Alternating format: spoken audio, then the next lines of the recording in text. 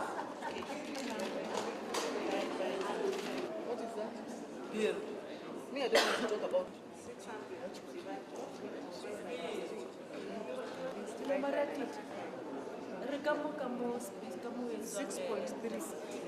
What is the dollar to the rand? We are on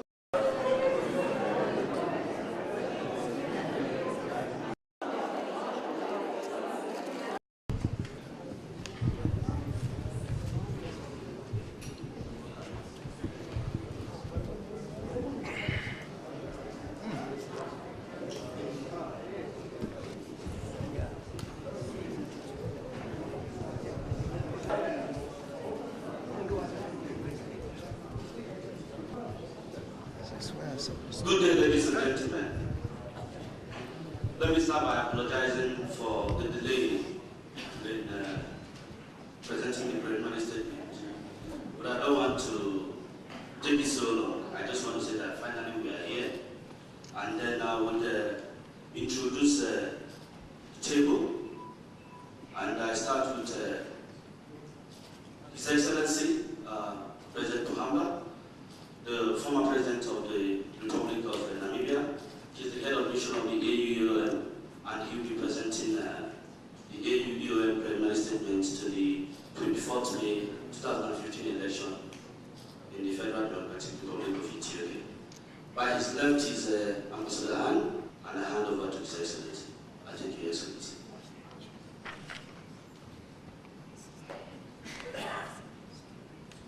Thank you very much, Mr. Director.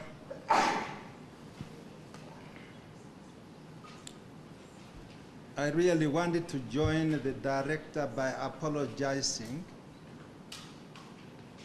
We're supposed to have started at 11 o'clock, but now I think it's after 12. So please accept our apology.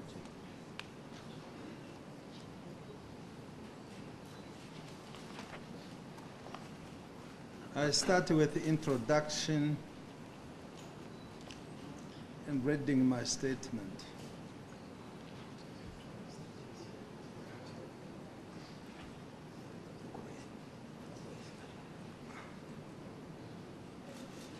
At the invitation of the government of the Federal Democratic Republic of Ethiopia, an AU election observation mission was deployed to make an impartial and objective assessment of the 24th May 2015 parliamentary elections in Ethiopia. Cognizant that the result tabulation process is ongoing, this statement presents the observer mission preliminary findings up until the close of polling on the 24th May 2015. A final report of the mission's overall assessment of the elections will be published within 2 months of the announcement of the final results on the African Union website and shared with Ethiopian authorities.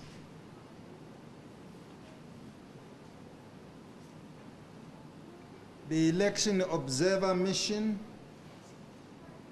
of the AU comprised of 50 short-term observers and 9 long-term observers drawn from the Pan-African Parliament,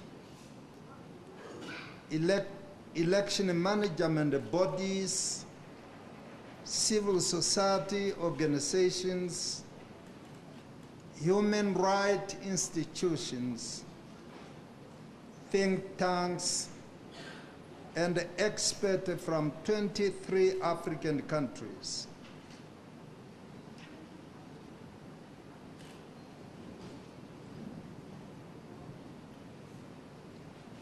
The observation mission assessment of the 24th May 2015 parliamentary elections in Ethiopia is based on the principles and obligation enshrined in the Consultative Act of the African Union.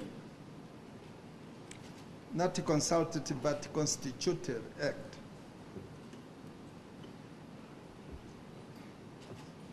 The AU Declaration on the Principles Governing Democratic Elections in Africa, the African Union Guidelines for Election Observation and Monitoring Missions, the African Charter on Democracy, Elections and Governance, the Universal Declaration of Human Rights, the International Covenant of Civil and Political Rights, the Declaration of Principles for International Elections Observation, and its accompanying Code of Conduct, and the Constitution and national laws of the Federal Democratic Republic of Ethiopia.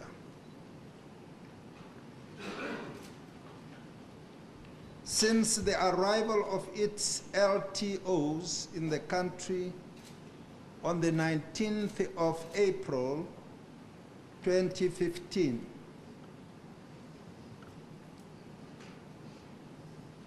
the observer mission of the AU has observed the key pre-election activities, consulted with electoral stakeholders such as the National Electoral Board of Ethiopia, NEB,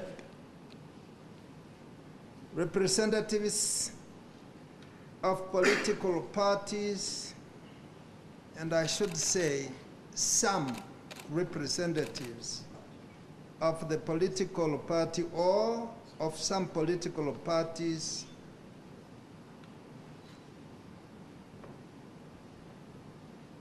and the candidates, the police, the diplomatic corps,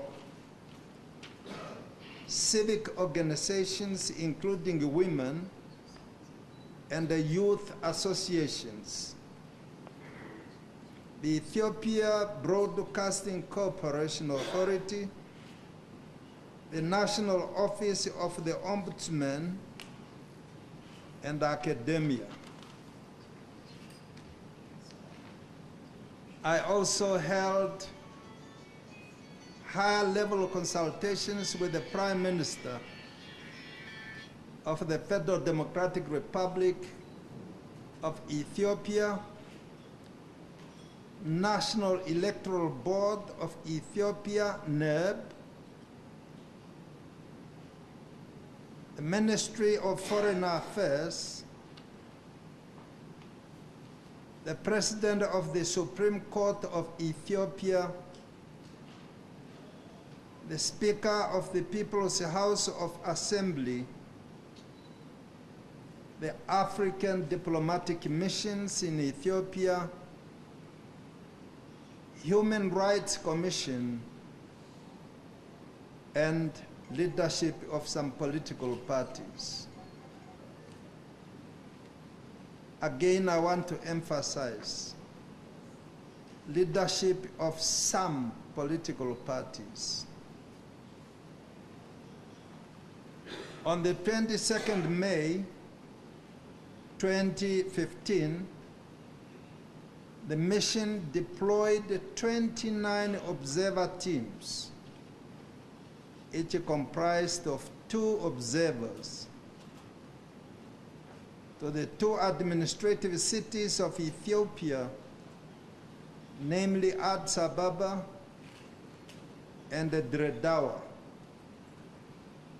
and 8 of the 9 regions of Ethiopia, namely Amhara, Benashankul, Guzu, Gumuzu. Pronunciation is my problem, please excuse me. Gambela, Harare, Oromia, SNNPR, Somali, and Tigray. Pre-election findings. The OAU mission issued its assessment of the pre-election context at a press conference held on the 20th of May, 2015. The statement is available on the AU website. In its assessment, the observer mission noted that the 2015 parliamentary elections is the 5th democratic elections in Ethiopia since 1995. The elections took place within a context of heightened security concern as a result of the growing threat of terrorism in the region.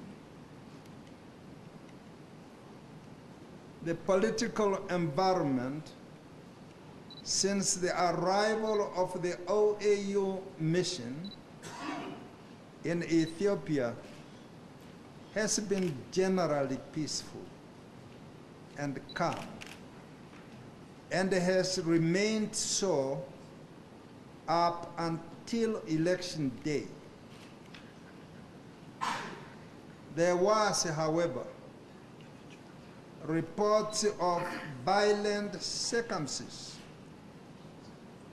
between supporters of opposition political parties and the ruling political party due to unresolved conflict in Bonga district in SNNPR. As a result, the NEP suspended the elections in the reported constituency. The mission notes concerns raised by some political parties and interlocutors regarding some sections of the media laws, the anti-terrorism law, and the Charity and Society law, which they argue limits the rights to effective citizens' participation in political activities.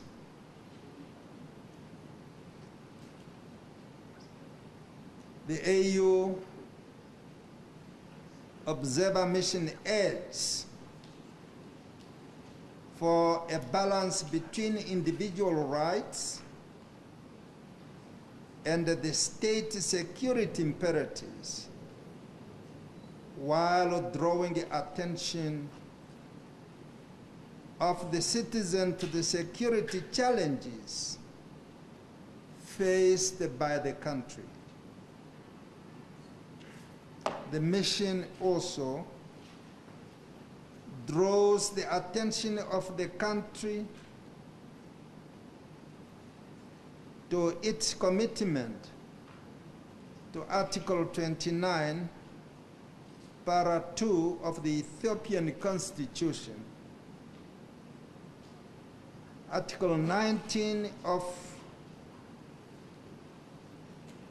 the International Covenant on Civil, Political Rights, and Article 9 of the African Charter on Human and People's Rights.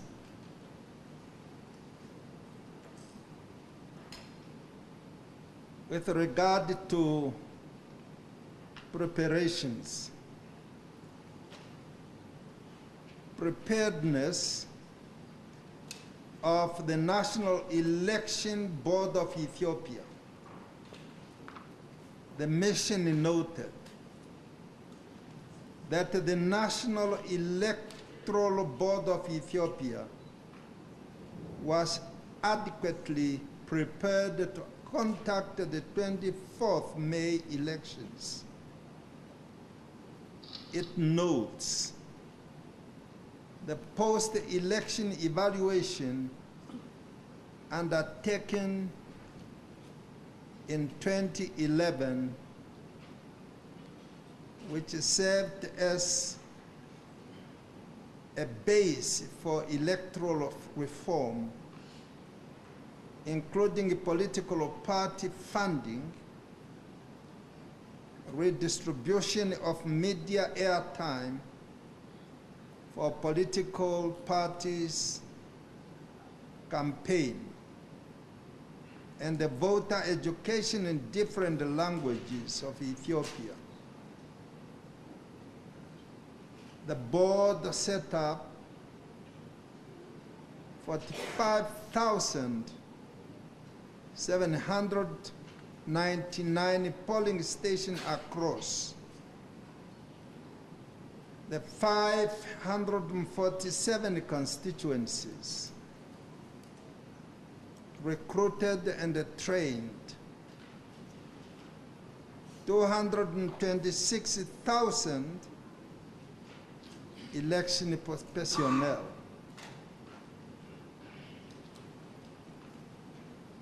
Voter registration.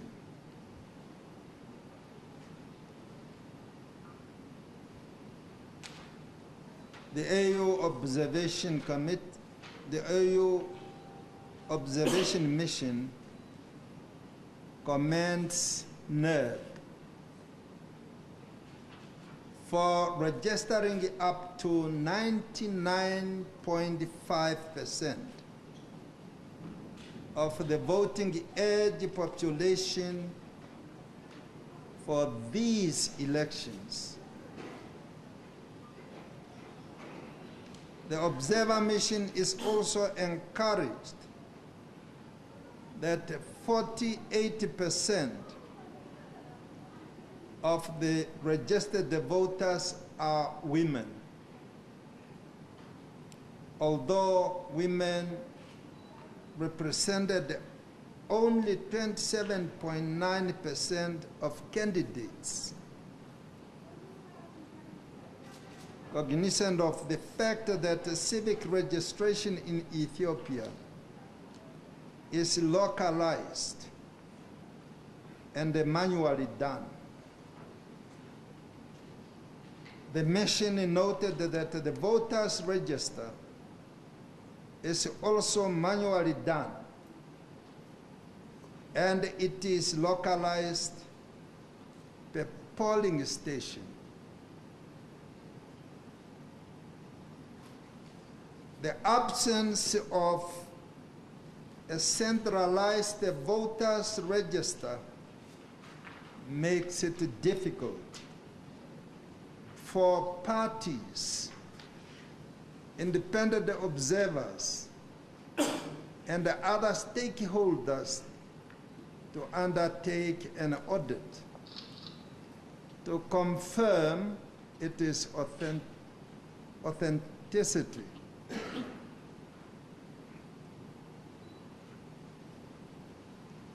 The mission notes that the credibility of the voters' register is fundamental to the integrity of elections. Voter education. The NEB undertook continuous voter education from 2011.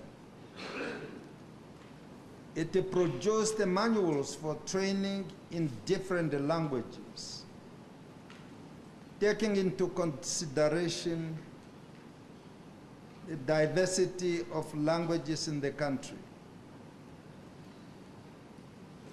This enabled NEB to reach out to new voters. The mission notes the collaboration between NEB and the civil society in the design and the production of voter education manuals that were used for voter education.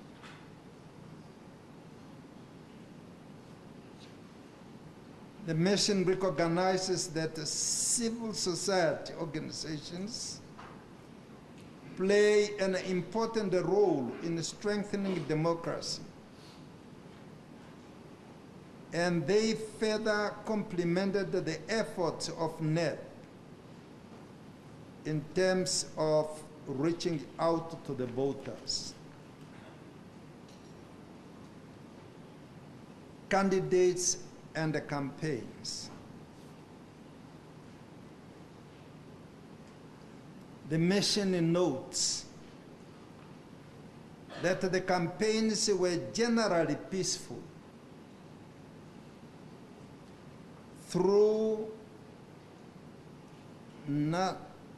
They were peaceful generally, though not largely visible, as it was mainly undertaken within the media space. The mission observed an increase on electoral campaign activities in the last days of the campaign period. The mission notes that 5,819 candidates contested in the 24th May 2015 elections, out of which 4,549 were male and 1,270 were female. To this end, 3,991 candidates contested at the federal level, while 1,828 contested at the regional level.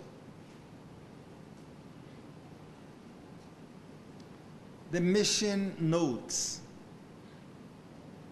that a comprehensive list of all registered candidates was not provided. Rather, the NEB provided the numbers of registered candidates. The mission notes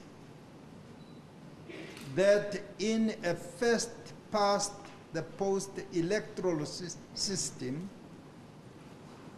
the list of individual candidates contesting the elections should be provided to the public for verifications, claims, and objections. The media. The mission comments NERD. The Ministry of Information and the Ethiopian Broadcasting Authority for allocating 600 hours of free electronic media airtime and 700 columns in the state-owned print media for all political parties contesting in the elections. In its consultation with the Ethiopia Broadcasting Authority, the mission was informed that some political parties' campaign messages submitted to the media houses did not meet the requirements set by EBA and therefore could not be transmitted without revision. However, some political parties confirmed that some media houses were unable to air their campaigns messages as they were not willing to revise their messages as required by the EBA.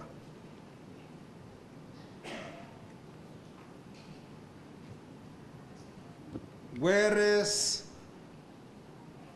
the AUEOM recognizes the powers of the EBA as the media regulatory body that is mandated to demand a revision of political messages that are not regarded as inflammatory. The mission draws its attention to the commitment of the state in a part of Roman 4, paragraph 5 of the AU Declaration on the Principles Governing Democratic Elections in Africa, which recognizes the rights of individuals or political parties for freedom of campaign and to express political opinions with full access to the media and information within the limit of the laws of the land.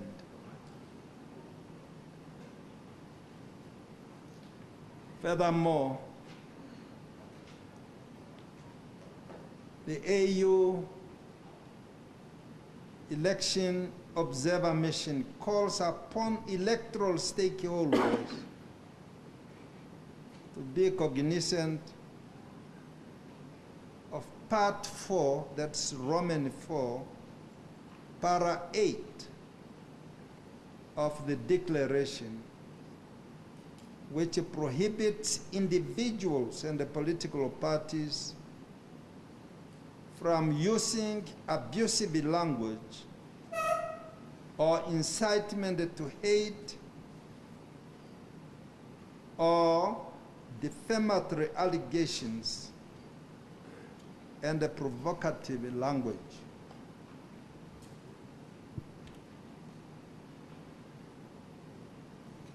Roman 8, women's representation.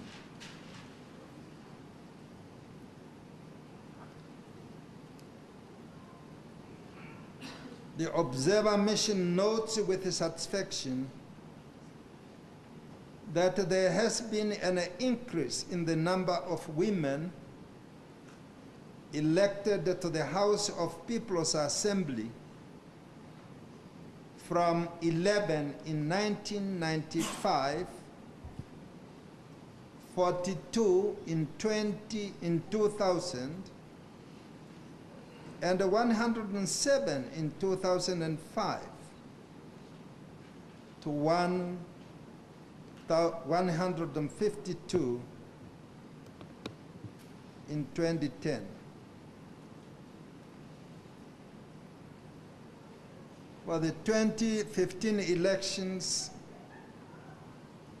only 27.9 of the total of 5,819 candidates contesting elections were women. It is important to note that while there has been progress, this still falls short of the gender parity principle enshrined in the Constitutive Act of the African Union.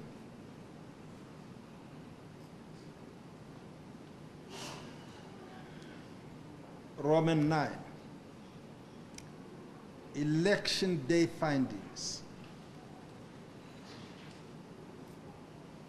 On election day, the 29 observer mission or teams of AU visited the 356 polling stations in the areas of deployment.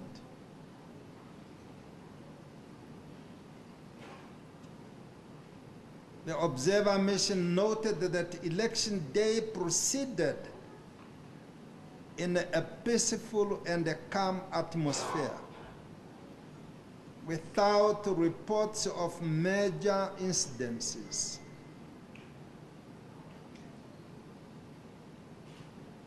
The observer mission commends the NEB for the satisfactory technical conduct of the elections. 98.7% of the polling stations visited opened on time. The observer mission, however, observed that in a few instances, the polling stations opened about half an hour ahead of the prescribed time of opening, which is 6 o'clock or 6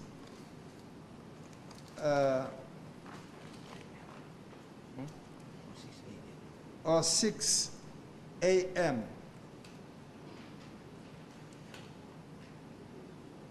While it is encouraging to observe the eagerness of voters to exercise their right to vote, opening polls early compromises the principles of equity, as all voters should be given the same hours of polling.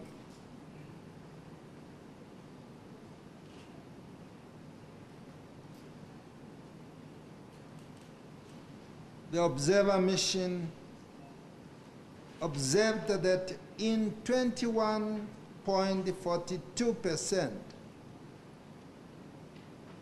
of stations visited, the presiding officers did not comply with Article 62, para 3A to B of Proclamation 532/207, which mandates officials to show the ballot box as empty before the opening of the poll. It is important to note that the simple act of showing the ballot box as empty before opening the poll contributes to confidence building and transparency. It was observed in some of the polling stations visited that the number of voters exceeded 1,000 as stipulated in Article 26, Paragraph 6 of the proclamation number 532/207. This contributed to the overcrowding witnessed in some stations. Most polling stations were accessible to persons living with a disability, and a priority was given to them as well as to the elderly people, pregnant women, and nursing mothers.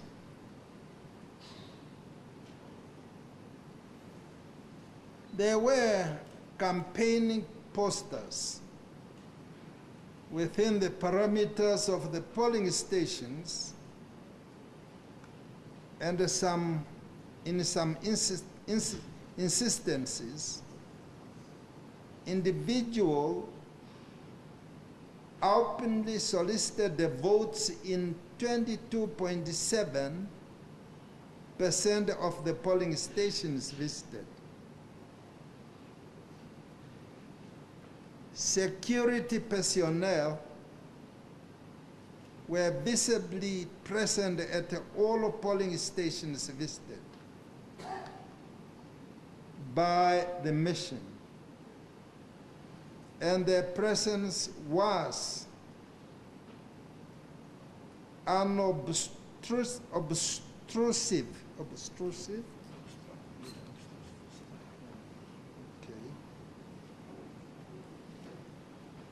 The mission comments the choice of user-friendly ballots, which made it simple for voters to express their choice, and they made the process faster.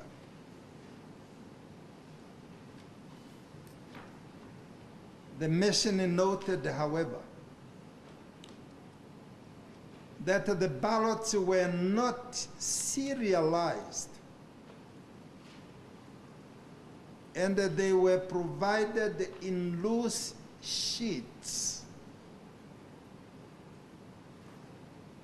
This could raise questions on the transparency and accountability of the voting process, especially in a disputed election.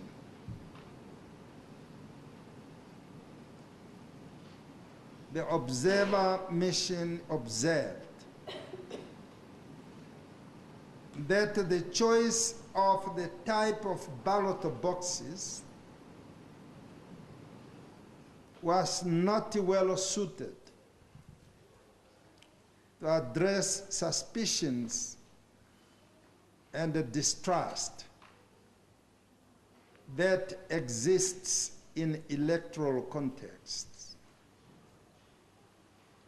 It is therefore important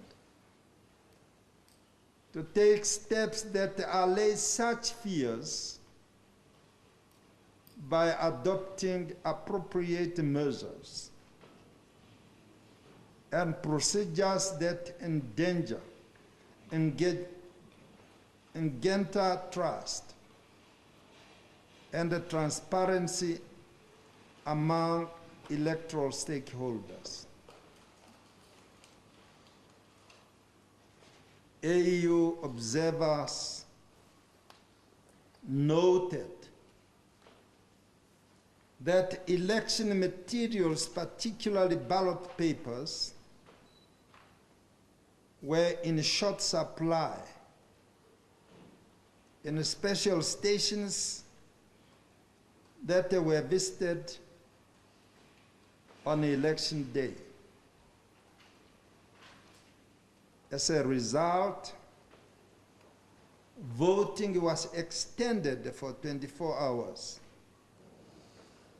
in special voting centers, particularly in higher institutions of learning.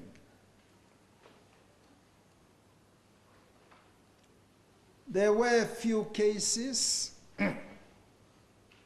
where the secrecy of the vote was not guaranteed due to the absence of polling booths coupled with the overcrowding of voters inside the polling station. It was observed that in some polling stations, that more than one person was allowed into the booth per time.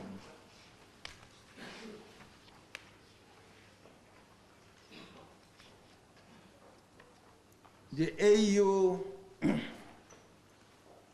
Election Observer Mission noted the presence of party or candidate agents and independent observers in all stations visited. However, their presence was largely passive. The imbalanced representation of political parties at the stations was also noted.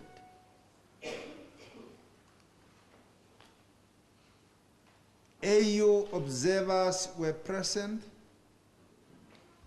at the close of the polls and noted that there were no queues at most stations at 18 hours. It was observed that the counting was delayed at some stations for about an hour after the closing of the polling.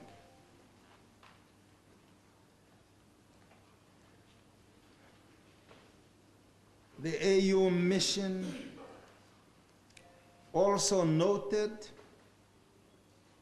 discrepancies in the counting procedures, particularly the ballot reconciliation processes in some of the polling stations visited. The AU mission also notes that while in most of the polling stations,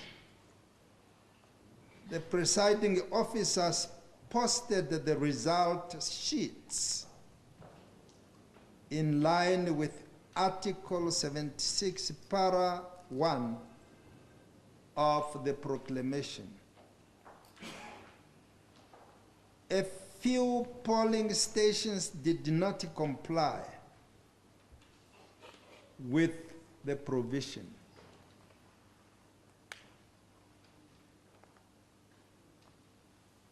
The AU mission wishes to reiterate the importance of the transparency of the counting and the vote tabulation processes, as they are crucial to the overall integrity of an election. Conclusion.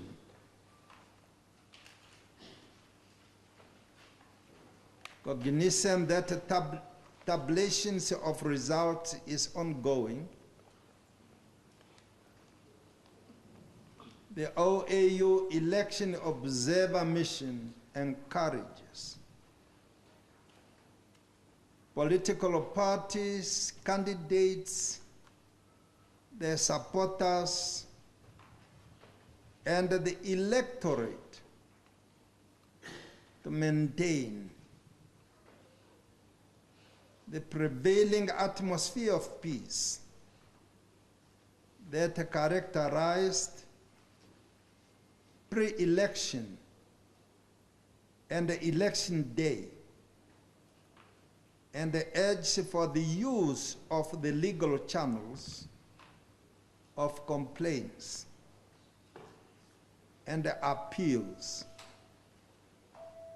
should there be any post-electoral disputes.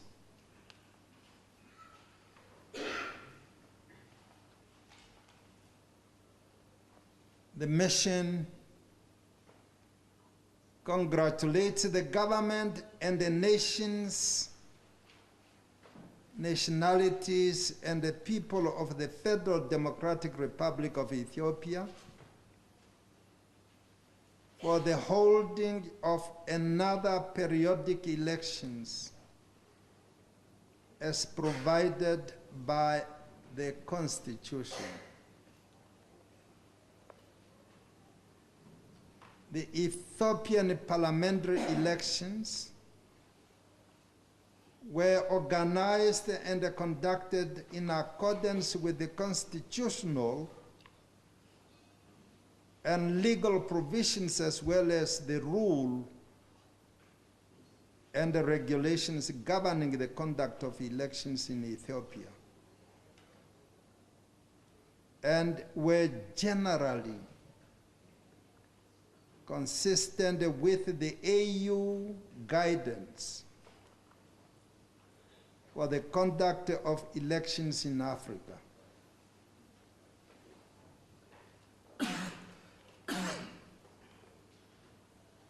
The AU Election Observers Mission concludes that the parliamentary elections were calm, peaceful, and credible, as it provided an opportunity for the Ethiopian people to express their choices at the polls. A copy of the full report, which contains recommendations, will be distributed by the Secretariat at the end of today. I thank you.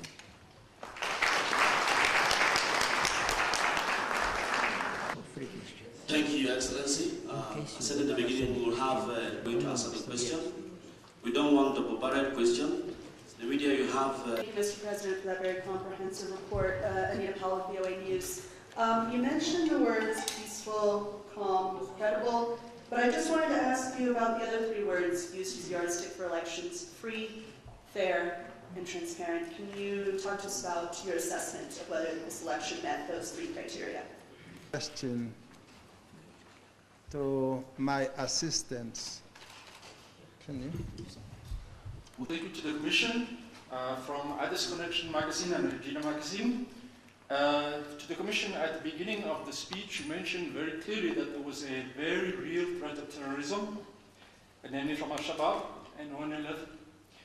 Given that terrorism, of course, the government enacted the anti-terrorism policies.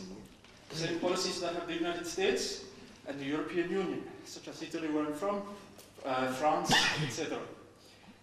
You later mentioned that there was no terrorist act.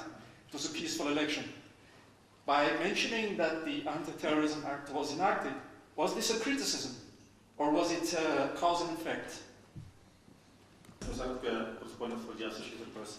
My first question is, some opposition officials have said that they don't believe that the African Union Observer Mission is neutral and it will be influenced by the Ethiopian government.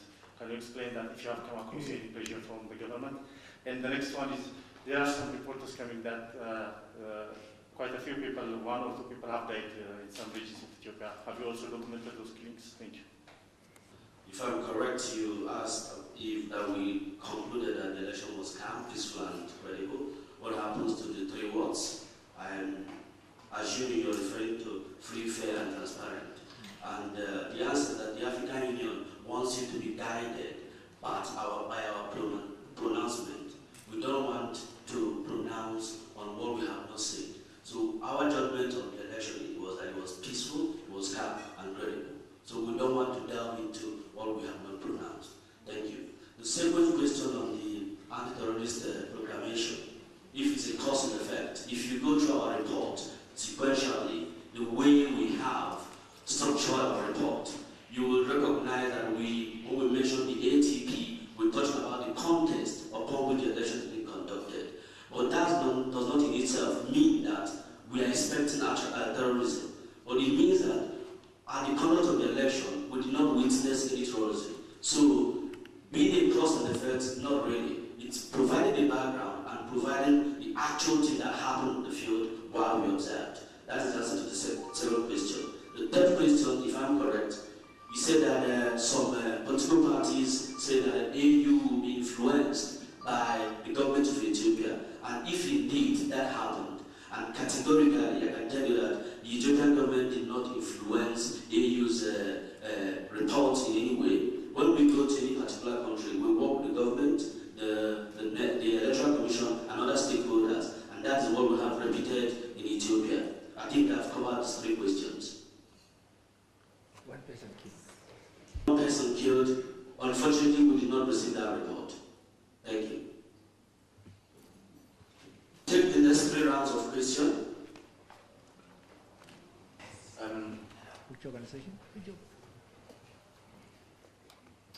On polling day, observing the vote myself, received some reports from voters and also from opposition representatives that the electoral board officials at the polling stations were actively encouraging some voters to cast their vote for the ruling party. Now, I noted you talked about various irregularities that you noticed on polling day at some of the stations, and I was wondering if this type of act by the electoral board was something that your observers saw. Thank you. It's about identification during the process of voting. I realized some people just come in and they vote. There was no attempt to identify who they were. How far do you think this has gone in ensuring that there were not multiple voting and voting underage voting? Thank you. The man from Bloomberg, you're asking if we didn't observe campaign activities going on around the polling station. Is that correct? No, specifically whether when you received or observed electoral board officials instructing voters to vote for the ruling EIS.